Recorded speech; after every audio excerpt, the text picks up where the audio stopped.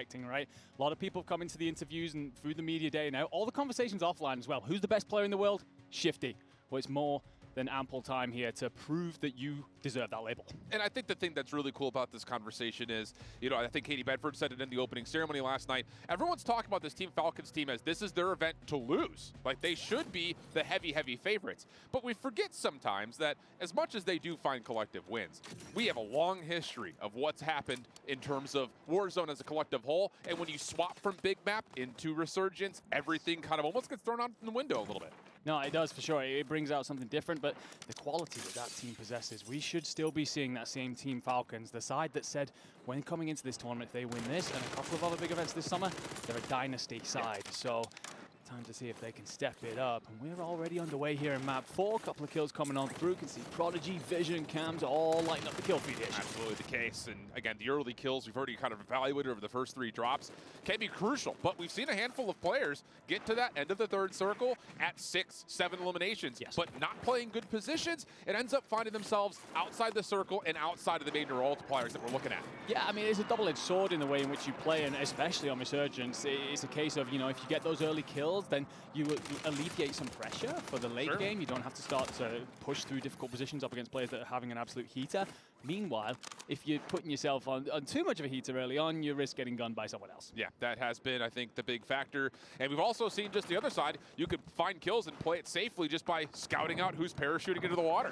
It's just using that as kind of a farming point. So we'll see what the players decide to do here, especially as they get their 2nd, 3rd, and then unfortunately 4th drops individually as our groups continue to move forward. So Zix in particular on screen at the moment. And again, this is a team that could really use some points here, not doing all that well at the moment. No, they are not. And essentially the home side, we've used that phrase a lot, I feel, already through the show. But this is 2 lads who are from Riyadh. They could walk to the arena, so they definitely want to be putting on a show. But it's not been their afternoon thus far. Very impressive in the World Series. They've improved every step of the way, but they're going to need to find a bit more about them today. Absolutely the case. And just taking a look over it, Lukiness, Juki's early lives down. Wars as well also falling, as Guild Esports has been one of the major favorites, I think, for a lot of people who are looking at the EU space. Of course, I know you're obviously very biased. So between them and Alalula, that means sitting number 2 and number 3 at the moment in the overall team rankings. That's got to feel pretty good for the EU region. Yeah, it feels great. I won't lie. At the minute, seeing the boys put on, they've been talking a lot on the timeline. If we remove that ping factor,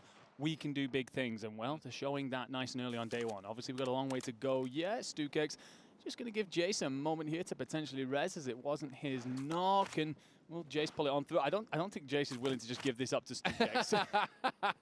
Look at me, dude. I'm sticking myself in. Yeah, look, trust me. And he tries to finesse it, but not going to work out. So the strategy ends up working out for the extra kill. Just 1 overall elimination to this point, and this is when we start to see everyone's starting to drop back in. We're going to get a lot of those water safety drops. Yeah, we are indeed, and it's about who can start to play around that, as we saw Jace do earlier, maybe pick off a couple of easy kills. Meanwhile, Aydan has opted for prison. A relatively uncontested space for once here. Maybe a case of people looking to play around the outside of the map, a bit more safety, and then collapse on in. But 3 kills already. It looks like Aydan may well have just laid siege to this whole arena.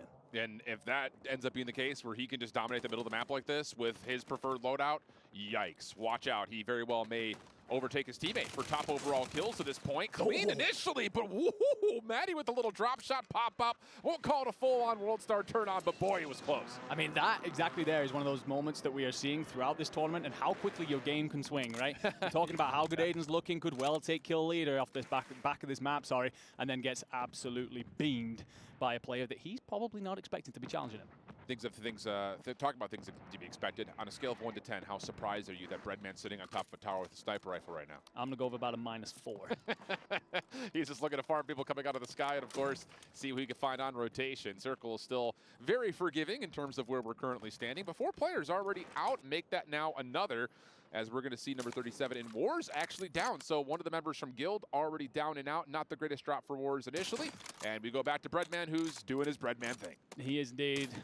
Well, I was going to say he gets Brawlic, but actually at the exact same time, Dongy's shooting him from elsewhere. Dongy gets that kill in the end. But yeah, this is exactly what Breadman said he was going to do in the interview that I had with him yesterday. He's going to find this kind of position. He's even going to look to do this kind of thing when we talk trios as well, provide coverage over his teammates. So I mean, maybe just getting an early feel, a bit of lay of the land as Lennon looks to find himself some fish in a barrel. And this is what we saw Breadman doing last game, where you're just waiting to see if anyone's going to drop over towards their loadouts in the water.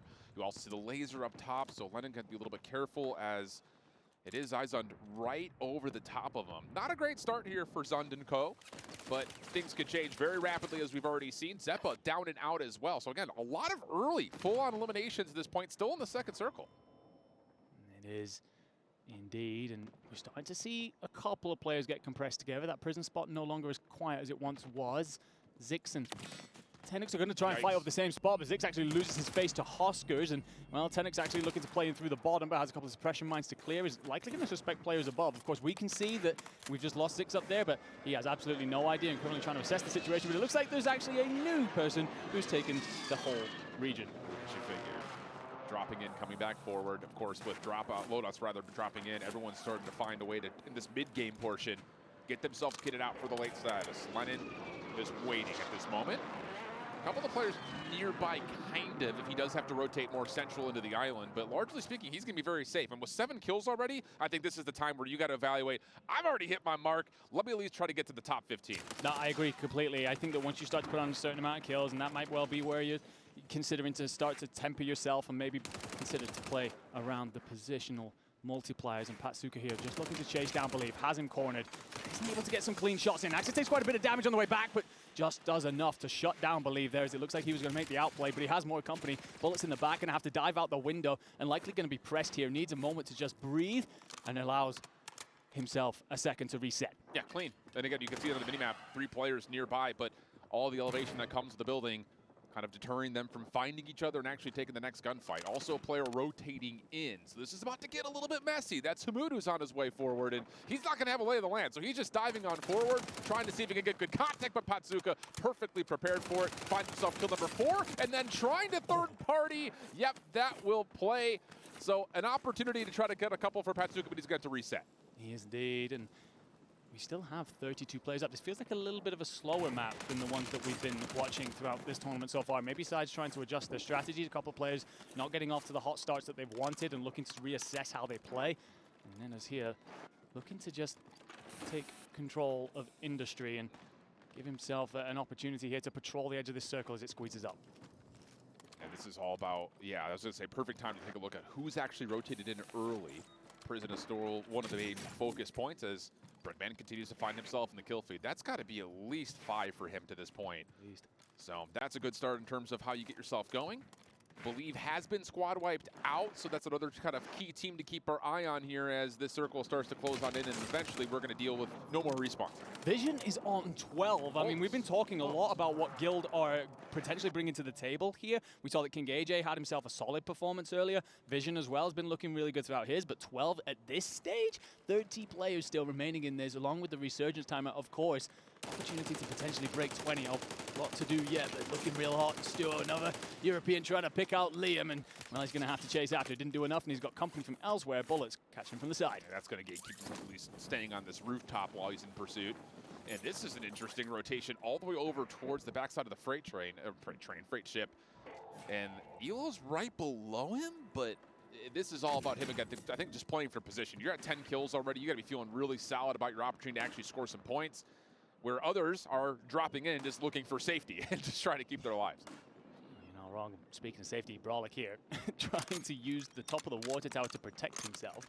Has Breadman underneath him. I'm not exactly sure how Breadman's not recognized that Brolic's above him and likely will at some point. The silencer on that sniper potentially just keeping him covered momentarily. Carnat in hand. We'll hear Brolic above because Brolic's actually just cleaned out Hisoka. And the team Falcons continue to struggle here, Shift. It's really just been Shifty, the only one who's been able to put together really any notable kills to this point, let alone placements.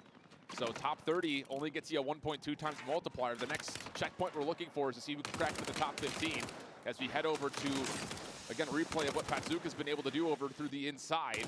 Now he finds himself, again, a little bit trapped and gate kept as this is all about what can you find from here trying to rotate through. Breadman still very worried about Brolic up top, and rightfully so after the threat had already been established. There's a problem for him looking to rotate on off there, right? Whoever makes that first jump is likely going to be shot by the other. You've got to assume that Brolic landed on top of that water tower, so likely looking low on resources, so he might have to go first with no gas mask, but does Brad have the gas mask to counter that play himself?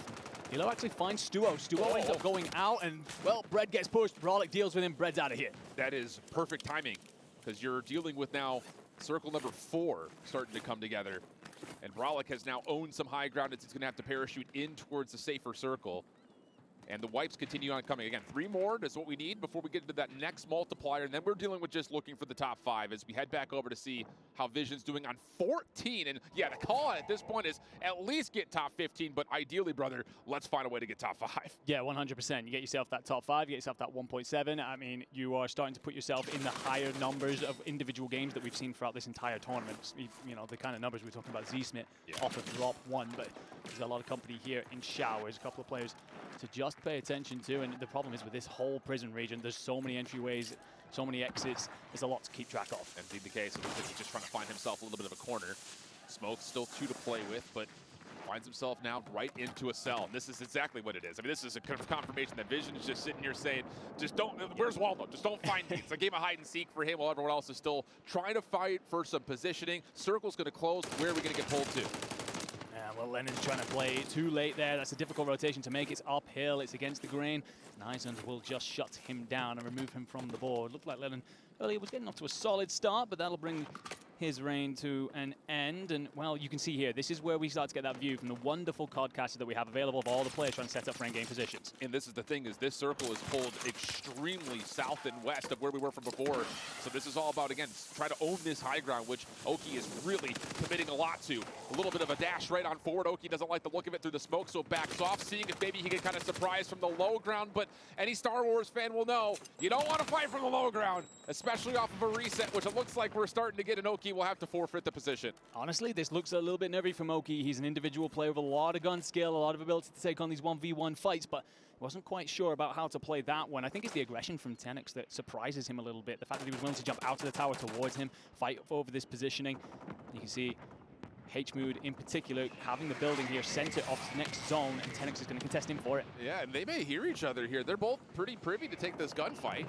Speaking of things as well that we saw earlier, Hazuka having a great map in a good position to continue as Vision now makes himself active, forced to because of the zone. He's won prison out completely, so now everything else is just going to be right in front of him. Most notably, just the players that are kind of holding into the central buildings, which he even sees Almond at range. Vision's on a burner. One problem here for Vision is he's got to make that play, right? He has to make that dive, burnt the gas mask out from spending too long in prison. Will not get the top 5, falls just short, but will get that top 15 multiplier at least. Hamoud then tucked inside. Oki has managed to pick his roof back up and after being pushed away by Tenix and spots Stable J underneath, lights up a couple of bullets. The gas goes out and it is connecting. Will force Stable J out of the cover. A great play from Oki, but he's got more company here. What can he do? And he explodes, and those are the kind of things that Oki can deliver. And now he's got the high ground. You've got Tenix who's still trying to work around the backside of this smoke. The rotating zone will get him into the back corner of it. Dongy also putting together a solid game on 9 kills. Is in a good spot to just kind of read where the next rotations are coming from, but will he know that Tenix is right around the corner? You feel like everyone just holds their breath. Who blinks first? Well, Oki is going to try and ask a couple of questions from the high ground here, looking out over the top. He's got Dongy off to his left. Tenix down to his right. This is legitimately the definition of Mexican standoff. Where does the zone pull? Tenix is going to be the first one to move. Oki right over the top, depending on what his timing is, could set up to actually watch this rotation. Dongy not going to be the first one to shoot. Wants to be the third partier here, but Oki gets the damage in and finishes off Tenix really cleanly. So now we've got a delayed 1v1. Oki the one that has to make the move, but Dongy gets obliterated. I mean, are we kidding? What a little head glitch on top of the rocks. And Oki finishes off the last couple of kills to take the dub. I mean, I'm just going to go back to that play he made on the rooftop, right, against Hamoud. The fact that he gets pushed in that second fight, you could easily see the end of your reign there, but he spins, snaps, delivers in a huge 1v1 and sees it out with some fantastic endgame positioning. Just having that little heady over the top there gives him all the angles he needs. And as you said, you made your Star Wars reference there, my friend. You want the high ground. Goodness gracious. That is great news for Team Abwiz, which, again, we weren't really sure what to expect from this squad because Abwiz got, you know, in some words, kind of gifted a little bit of a captain spot, but, you know, hey, you find yourself